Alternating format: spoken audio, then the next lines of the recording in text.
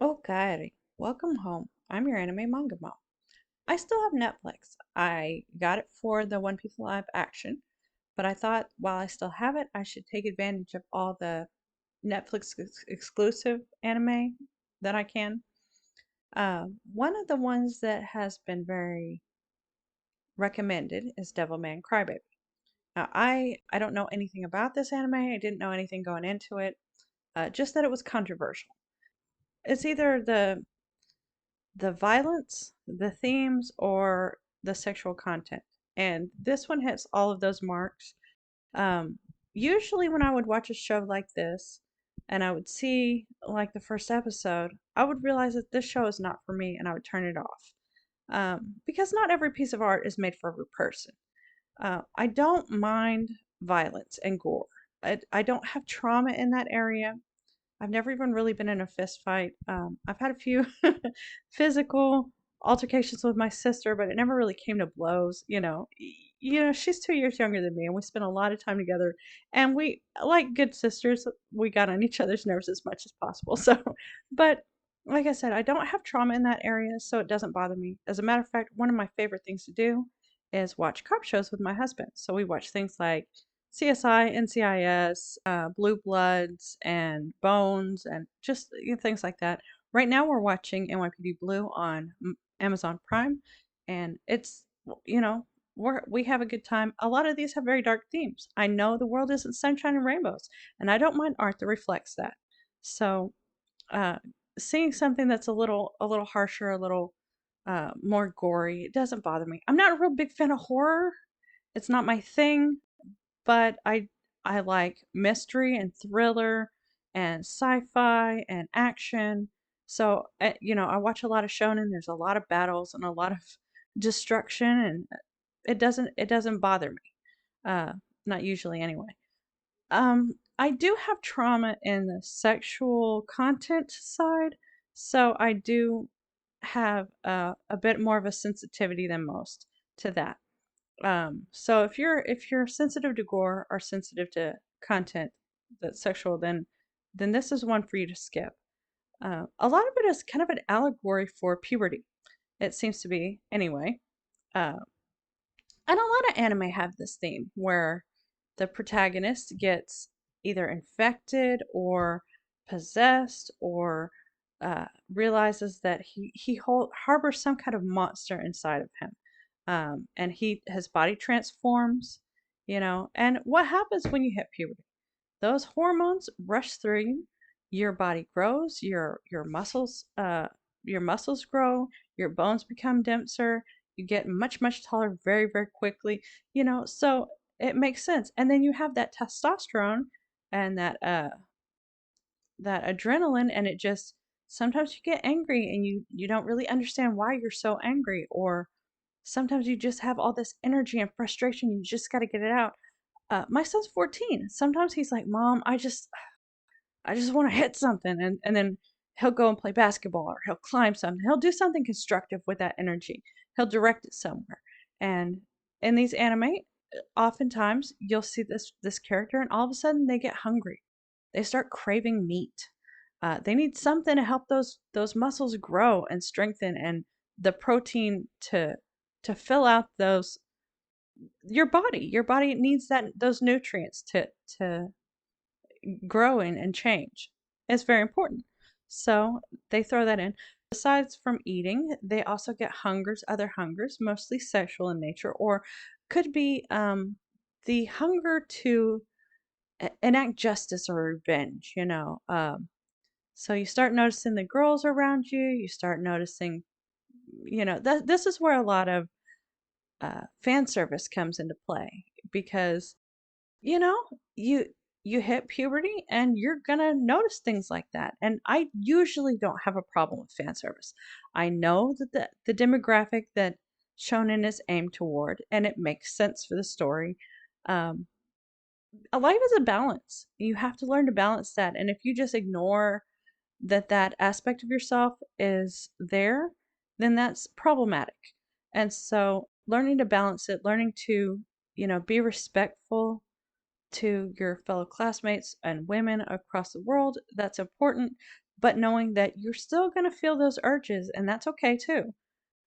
You just have to not make other people scared and uncomfortable, and wait until it is you're in a good relationship and it's consensual. So, um, I don't want to be forcing my views on other people, but I do think that aspect of control is very, very important. Also, enacting revenge or vengeance, or that is also something that you really have to control, because I'm not one of those people that says that violence is never the answer. There are absolutely cases where violence is the only way.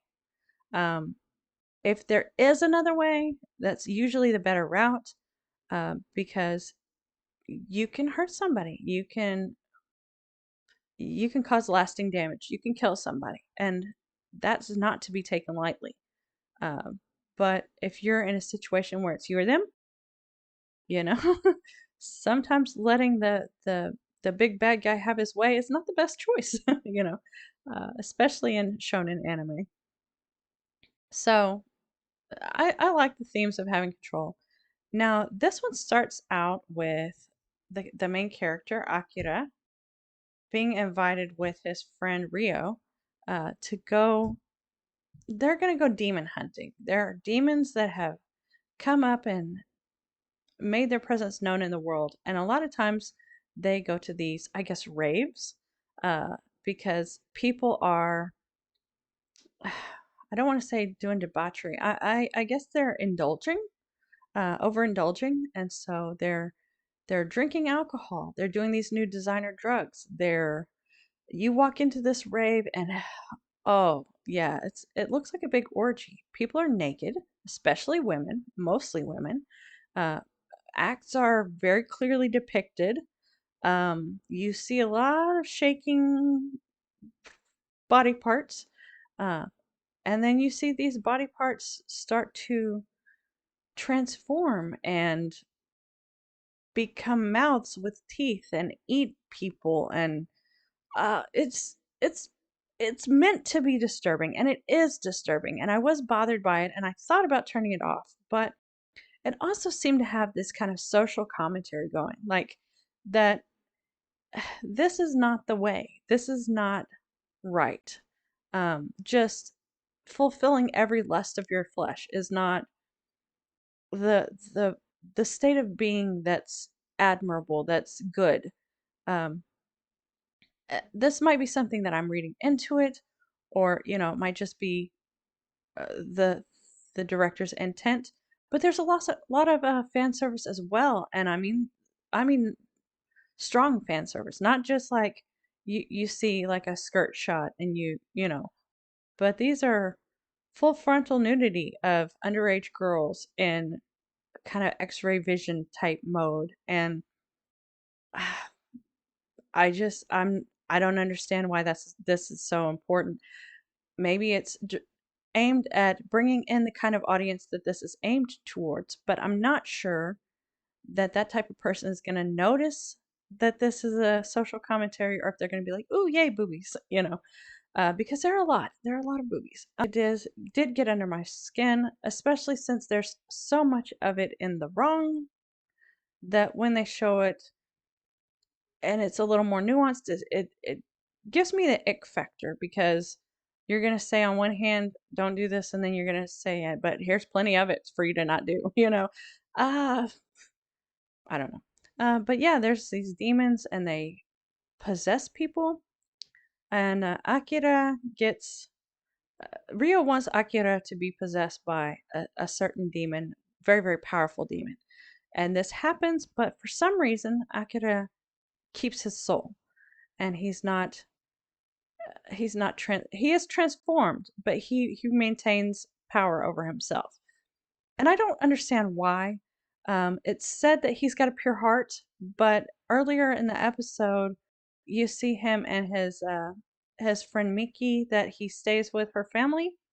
She tells him that he needs to start wiping his browser history before he leaves the house.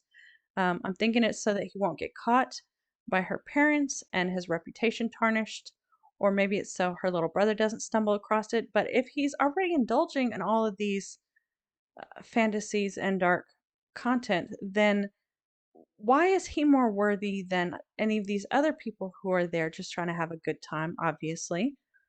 Um, I don't know. It doesn't really make a clear distinction. There are absolutely people out there who hold themselves to a high standard, and maybe they have a pure heart. I don't know. Maybe not. Maybe they just have more willpower. I do know that sometimes people have more hormones than others, and they have more of a draw to certain things than others.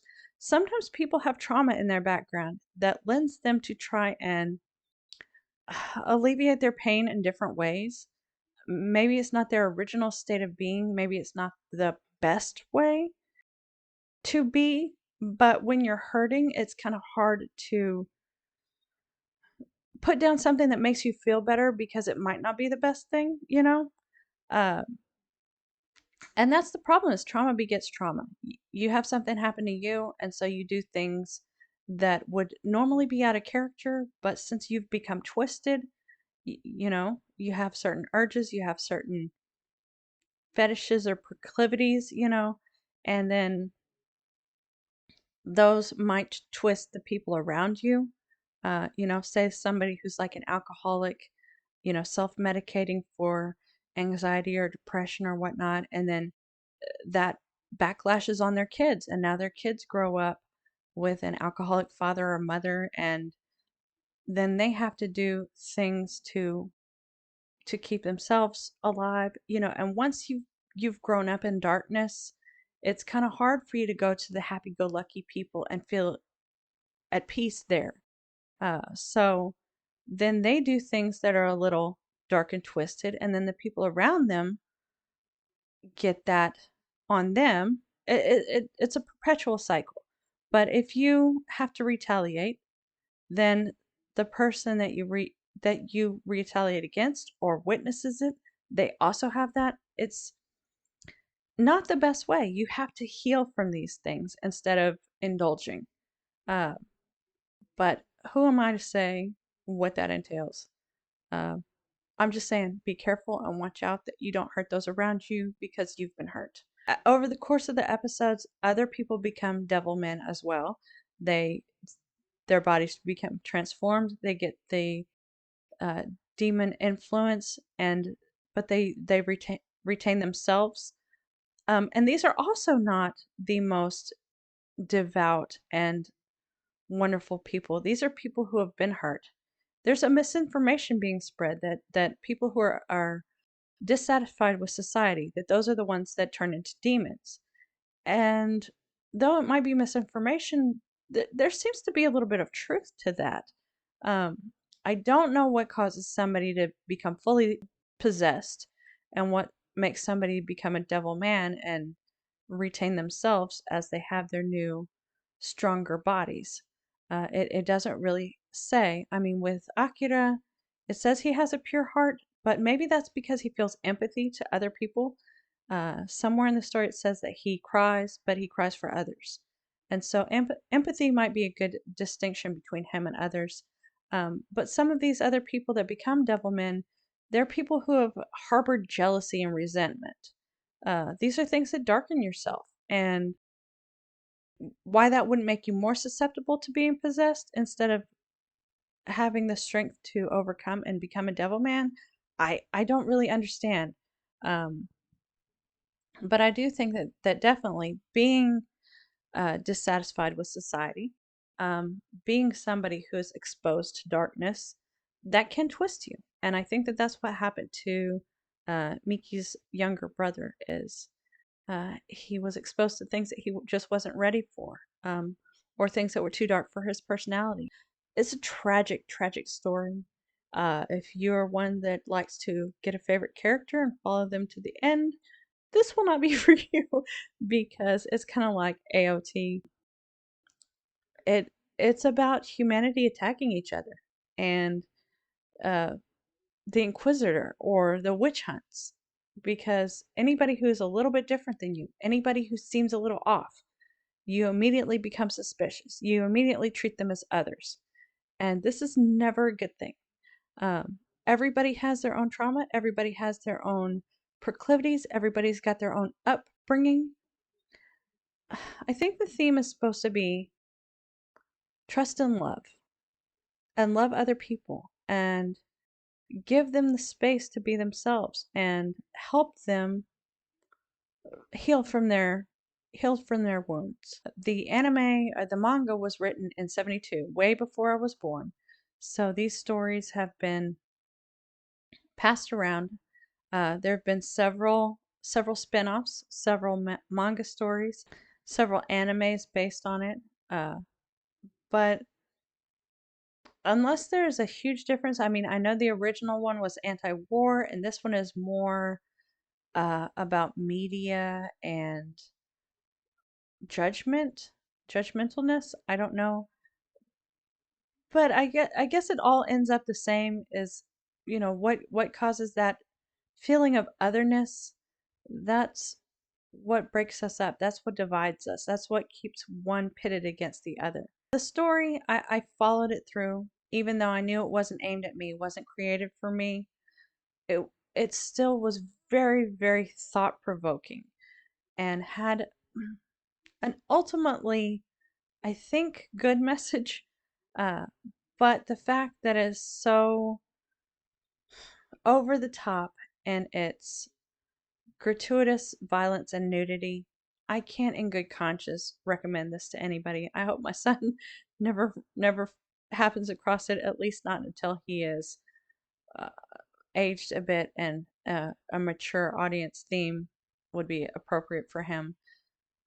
Yeah, there's just a lot in this. So, watch it at your own discretion. If you have seen it, let me know what you thought about it or if I'm way off the mark in my assessment. Um, like I said, a lot of people say it is a horrible, horrible show. A lot of people say it's a masterpiece. I say it's not a horrible, horrible show. It does have some horrible, horrible things in it. It is not for the faint of heart. It is not for everybody. It is not for children. It is not for the sensitive. It is not for uh, mostly women. Anybody who's going to be put off by the dehumanization and commodification of women. If that bothers you, this is not for you. But I'm just saying that this isn't for everybody, and I don't recommend it. The story is interesting, uh, and I do think that if they would have approached this a little differently, it would have been a much uh, it would have been for a much broader audience. And so, if you narrow the audience like this, then your story doesn't get out as much, and that's a trade-off. So watch it at your discretion, and I'll talk to you guys next time. Thank you. Bye bye.